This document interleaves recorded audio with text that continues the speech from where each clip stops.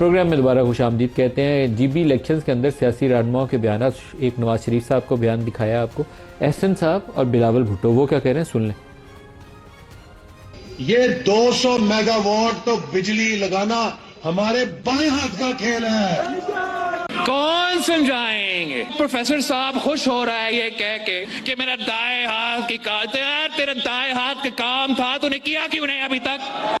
مزے کی بات یہ ہے کہ آئی پی پیز ایک وہ نجی پاور جو کمپنیوں کو پہلے ابتدائی طور پر پیپلز پارٹی نے کانٹریکٹس دیے تھے, پھر وہ رینٹل پاور پروجیکٹس بھی پیپلز پارٹی نے دیے تھے, دونوں نے پاکستان کا پٹھا بٹھایا. پھر شہباز شریف صاحب نے سی پیک کے نیچے $14 ارب کے پروجیکٹس لگائے تھے, اس نے پاکستان کا مزید پٹھا بٹھایا. یہ جو 2-2.5 ارب کا ہمارا سرکولر ڈیٹ ہے, یہ ان دونوں کا تحفہ ہے پاکستان کو دیا ہوا. تو بائیں ہاتھ کی بجائے اگر میز پہ بیٹھ کے انالیسس کرنے کے بعد پوری تفصیل کے ساتھ جائزہ لینے کے بعد پروجیکٹ شروع کیے جائیں تو پھر وہ گلے نہیں پڑتے, اب وہ گلے پڑے ہوئے ہیں. ڈاکٹر صاحب بجٹ آنا ہے 5 تاریخ کو, آپ نے پوسٹ پون کر دیا, کیا وجوہات ہوئی اس کی؟ ملک صاحب, بجٹ کی جو پہلی پروپوزل تھی وہ 5 جون کی تھی, اور اب جو ہے بجٹ وہ 10 جون کو آ رہا ہے انشاءاللہ. 10 جون کو آئے گا جی. 10 جون کو تو آگے جانے کی وجہ کیا ہوئی؟ اس کی وجہ یہ ہے, دیکھیں جو کیا اسے کہتے ہیں, صحیح بات, اتحادی جو حکومت ہوتی ہے, اتحادی حکومت, کولیشن گورنمنٹ کا میں ترجمہ کر رہا تھا, جو اتحادی حکومت ہوتی ہے وہ بجٹ میں اس کی 2 مجبوریاں ہوتی ہیں, ایک بجٹ تیار کرنا, پھر اپنے اتحادیوں کو راضی کرنا. بلاول صاحب کہتے ہیں آج کوئی بہت دکھا رہے ہیں, وجہ ہے اس کی کوئی خاص؟ نہیں, کوئی بہت کی بات نہیں ہے, میں تو یہ بات نہیں کہوں گا, وہ ہمارے بہت اچھے اتحادی ہیں اور ہمیشہ ہم مل کے اکٹھے چلتے رہے ہیں. لیکن ظاہر ہے بجٹ کی تمام جو این ایف سی کے اوپر, بی آئی ایس پی کے اوپر اور یہ ساری چیزیں ہیں, یہ اپنے اتحادیوں کو اس پہ اعتماد میں لینا, کیا اس بات میں کوئی سچائی ہے؟ تھوڑی تاخیر کیا بجٹ سے پہلے کوئی قانون سازی بھی آپ نے کرنی ہے؟ اس میں کوئی ہے؟ اس میں 1% بھی سچائی نہیں ہے, اس میں بالکل ایک افواہ ہے. کوئی قانون سازی بجٹ سے پہلے نہیں ہو رہی, اور صرف میں نے آپ کو بتایا ہے کہ مشاورت کے لیے یہ تاریخ جو ہے چند دن آگے کی گئی ہے. آپ کے بندے اٹھا کے باہر پھینک رہے ہیں, ڈاکٹر صاحب پھینک رہے ہیں. سر یہ جی بی کا ہی تو زور ہے کہ بجٹ پوسٹ پون ہو گیا. اچھا, یعنی جو آئی ایم ایف چاہتا ہے, جو شرائط, اور وہ تو کہتا ہے کہ بجلی اور بھی مہنگی کرو, اور بھی پاکستانیوں کو رگڑا دو.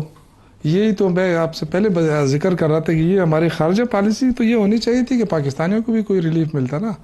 لیکن آئی ایم ایف جو کنٹرول کرتا ہے, کیا وہ اس کو ہم نہیں کہہ سکتے کہ بھائی ہمیں بھی تھوڑا ریلیف دیں؟ آئی ایم ایف تو بیڑا گرد کر رہا ہے جی, وہ کہتا ہے پالیسی ریٹ بڑھا دو. اگر یہ بجٹ پیش کر لیتے 5 کو اور 7 کو جی بی کا الیکشن ہوتا, یہ جتنے بھی ڈنڈے برساتے نا تو ان کی حالت خراب ہو جاتی ہے. اور یہ ابھی بھی میں آپ کو کہتا ہوں کہ یہ کچھ بھی کر لیں, دیکھیں جی بھی ہمیں کوئی وہاں پہ نہیں چھوڑا جا رہا ہے. میں آج سارا دن ٹرائی کرتا رہا, ہم 3 بندے تھے, ہم جانا چاہتے تھے PIA. صبح انہوں نے کہا کہ جی ہم آپ کے لیے ٹکٹ کرتے ہیں. آخر میں اس نے مجھے کہا کہ سر انہوں نے روک دیا, ٹکٹ نہیں دے رہے. کیوں؟ آئی ڈونٹ نو, 5 تاریخ تک آپ کو کوئی ٹکٹ وہ سلمان نگم راجہ صاحب نے اپنی ویڈیو ڈالی ہوئی ہے کہ مجھے صبح بدر کیا جا رہا ہے, وہ پولیس والے ایک ساتھ کھڑے ہیں, انہوں نے کہا کہ واپس چلے جاؤ. PTI کو انتخابی مہم میں کہیں پہ بھی نہیں چھوڑا جا رہا. کیوں؟ یہ تو حکومت بتا سکتی ہے کیا خوف ہے. یہ خوف ہی ہے نا. ایک طرف آپ کہتے ہیں کہ جی PTI ختم ہو گئی, اور دوسری طرف آپ جی بی میں بھی ان سے خوفزدہ ہیں. عمران خان کو 3 سال جیل میں رکھا ہوا کہ جی عمران خان ختم ہو گیا, پاپولرٹی ختم ہو گئی, PTI ختم ہو گئی, اور حال یہ ہے کہ ہمیں وہاں پہ چھوڑا بھی نہیں جا رہا ہے. ڈاکٹر صاحب تو یہ حال ہے. تو اب اس میں شوکت صاحب کو جانے دیں جی, اپنے بندے ہیں. میں شوکت صاحب کو اپنی گاڑی پہ بھیجنے کے لیے تیار ہوں. نہیں, ساتھ لے کے جائیں صبح. وہاں وہ پولیس والا ہم نے دیکھا, اور راجہ صاحب کو پکڑ کے باہر نکال دیا اس نے. میں آج شوکت خان کو تو میں ابھی جانا چاہتا ہوں کہ یہ اب ماشاءاللہ نہیں, PIA میں مجھے ٹکٹ کیوں نہیں مل رہا, جو ہے وہ مقرر ہوئے ہیں. اور دوسری بات یہ ہے کہ وہاں اگر آپ نے اپنی گاڑی آفر کی تو ہو سکتا ہے صبح یہ ہٹا بھی دیے جائیں سوتے سے. فلائٹ کا جو اسکیجول ہوتا ہے, اس اسکیجول میں یہ وہاں پہ حالات, موسمی صورتحال اور اس سب کو دیکھ کے مقرر کیا جاتا ہے. تو میں ذرا PIA کا نمائندہ تو نہیں ہوں, کئی دفعہ ویسے ہونا یہ چاہیے. راجہ صاحب کا آپ کو دکھاؤں اسٹیٹمنٹ اگر آپ دیکھنا چاہتے ہیں. نہیں دیکھیں, وہ سعد رفیق صاحب کوئی ٹویٹ نکال لیں آپ. نہیں, ہونا تو یہ چاہیے تھا کہ ہمارا لیڈر ہے نا, کسی اور کے چکر میں بیچارے پھنس گئے تھے, وہ بھی نہیں جا سکے فلائٹ. وہ تو آپ نے اسد کیسر اور باقی لوگوں کو روکنا تھا. اپنے بھائی سے ایک ہمبل سبمیشن ہے کہ پہلے یہاں اپنی لڑائیاں سیدھی کر لیں, اس کے بعد گلگت بلتستان ان کا ہاؤس ان آرڈر نہیں ہے نا, کریں جا کے وہاں پہ کمپین. آپ کی لڑائیاں ہی نہیں مک رہی, نہیں وہ نہیں ختم, آپ کے بندے یہاں لڑ رہے ہیں. اچھا مزے کی بات, ابھی آج پولیس ہماری لڑائیوں سے ہاؤس کے باہر, کیونکہ وہاں پہ اتنی شدید ٹینشن پیدا ہو گئی تھی کہ ان کے گروپوں کا آپس میں کس کس کے درمیان میں, یہ تو بتائیں نا, کس کس کے درمیان میں تناؤ تھا. یہ تو ویسے یہ اگر بتائیں گے تو زیادہ بہتر ہے, لیکن پہلے معلومات ہیں وہ علی امین گنڈا پور گروپ اور جناب سہیل آفریدی گروپ، ان کے اندر اب لڑائی اور کشیدگی اس قدر بڑھ گئی ہے کہ اسلام آباد انتظامیہ کو حفظ تقدم کے طور پہ باہر فورس کھڑی کرنی پڑی ہے. جیسے وہ نہیں آپ کو یاد ہے کہ ابھی ہم ہاسٹل میں ہوا کرتے تھے تو دو گروپوں میں لڑائی اور پولیس آ جاتی تھی. ابھی تو یہ ہو رہا ہے پی ٹی آئی میں، اور کمپین کر رہے ہیں پہاڑوں میں جا کے نارتھرن ایریا. سر وہ لوڈے لپاڑے یہ کام کرے تو اچھا لگتا ہے، یہ تو سیاسی لیڈر ہے نا سر. میں سر ایک بات کروں، ہماری لڑائیوں سے ان کو 1% بھی فائدہ نہیں ہوگا. اس کی وجہ میں لیکن اب لڑ کیوں رہی ہیں تو بتائیے، ان سے تو پوچھ ہی لیتے ہیں. میں دیکھیں یہ اختلافات کب نہیں ہوئے، عمران خان جب موجود ہے سر اب تو باقاعدہ دو جتھے ہیں آپ کی جماعت کے اندر، کے پی کے اندر بھی دو جتھے ہیں باقاعدہ. میں اس وقت بتا رہا ہوں جو عمران خان یہاں موجود تھے ہمارے ساتھ، میٹنگوں میں ہوتے تھے، لڑ پڑتے تھے. کون کون؟ مختلف لوگ، نام لے کے بتائیں نا، کس کس کی لڑائی ہوئی؟ پہلے تو جو لڑائی ہوتی تھی آپ کو پتہ ہے سب کو، لڑائیاں ہماری ہو جاتی، عمران خان انجوائے کرتا تھا اس طرح. اس سے کوئی فرق اس لیے نہیں پڑتا ہے نا. ہمارے پاس دیکھیں، ہمارے پاس سر کوئی الیکٹیبل نہیں ہے. جتنے لوگ بیٹھے نا عمران خان کے ووٹ سے، میرے سمیت جتنے بھی ہیں، وہ ووٹ عمران خان کا ہے. آپ جی بی میں دیکھ رہے ہیں انتخابی مہم پہ پابندی، کسی کا نشان بہنگن ہے، کسی کا پتنگ ہے، کسی لوگ پوچھ رہے ہیں عمران خان کے پارٹی کا بندہ کون ہے، اس کا نشان کیا ہے، اور آپ دیکھ لیں گے. تو یہ جو ہے نا 20 گروپ بھی بن جائے، یہ بنائیں اور بھی بنا لے سر، لیکن لڑنا تو دیکھیں سر، تھوڑی سی اپنی جماعت تو سنبھالیں سر. وہ ایسے دنگا مٹی اور کر رہے ہیں. سر یہ کس پارٹی میں اختلاف نہیں ہے، ہر پارٹی میں اختلاف ہوتا ہے. لیکن دیکھیں ہمارا لیڈر جیل میں ہے، ہمارا لیڈر جیل میں ہے، مشکلات ہیں بالکل ہیں، پارٹی کے اندر اختلافات بھی ہیں. لیکن اس کا یہ مطلب نہیں ہے سر کہ اگر آج عمران خان کی تحریک کا اعلان ہوتا ہے نا، جو چکزئی صاحب کریں، میں آپ کو یقین دلاتا ہوں سارے ایک پیج پہ رہے. اب یہ جو فاروق ڈاک کی بات ہو رہی تھی، وہ تمام لوگ جو 8-10 لوگ جو ناراض ہیں، فاروق بلاک تو اب آپ کا تگڑا ہے. وہ علی میم کے رحم و کرم کے اوپر ہے. جس دن علی میم گنڈا پور ان کو کرے گا وہ تو ہو جائے گا. میں لکھ کے دیتا ہوں، کوئی فاروق بلاک نہیں بنے گا. ابھی سب سے مل کے آیا ہوں. ڈاکٹر صاحب شوکت خان اجازت نہیں، اجازت ہے. صرف آپ کی اسی موضوع پہ، چونکہ بار بار ایک ہی بات 2-3 دفعہ ریپیٹ ہوئی ہے، آج اگر ہم اس میں ذرا سا بھی کوئی نقب لگانے کی کوشش کریں تو سہیل آفریدی صاحب کی گورنمنٹ جو ہے 2 دن میں گر جائے گی. 2 دن میں لیکن ہم مداخلت نہیں. سہیل آفریدی میری بات سنیں، سہیل آفریدی کو آپ نے دہشت گردوں کا سہولتکار قرار دیا. آپ نے کون سی کسر چھوڑی ہے؟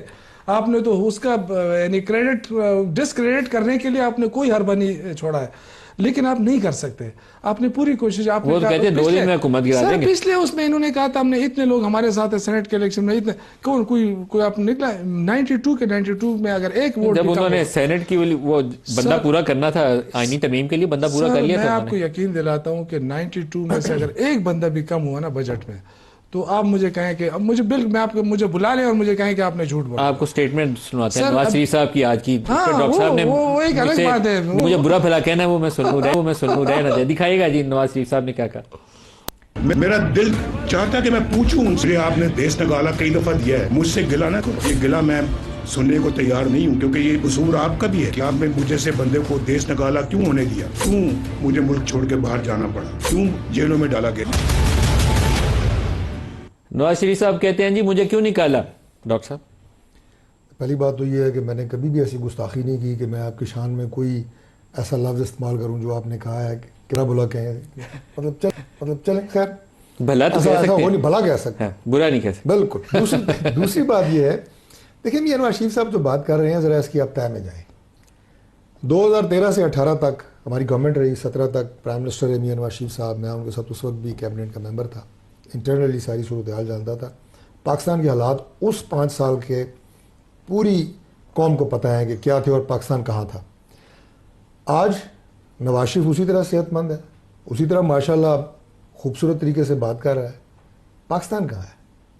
وہ یہ بات کر رہے ہیں کہ جو میرے ساتھ سازش کی گئی اس کا خمیازہ پاکستان نے بھگتا ہے، پاکستان کے حالات نے بھگتے ہیں. وہ یہ گلا کر رہے ہیں، وہ یہ نہیں کہہ رہے میری صحت میں کوئی فرق پڑا ہے. وہ تو آرام کر رہے ہیں بڑے سکون سے، جہاں سیاست ہوتی ہے وہاں سیاست کرتے ہیں. لیکن میں جو انہیں کوئی فرق نہیں پڑا. اس کے اوپر انہوں نے پاکستان میں آپ کا جواب دوں گا. نواز شریف کو 93 میں نواز شریف کو نکالا گیا اور اسٹیبلشمنٹ کے ساتھ اس وقت لڑائی تھی. اس وقت کے صدر جو تھے اسحاق خان، وہ دوسری طرف پلڑا بھاری ہوا تو ان کی چھٹی کرا دی گئی.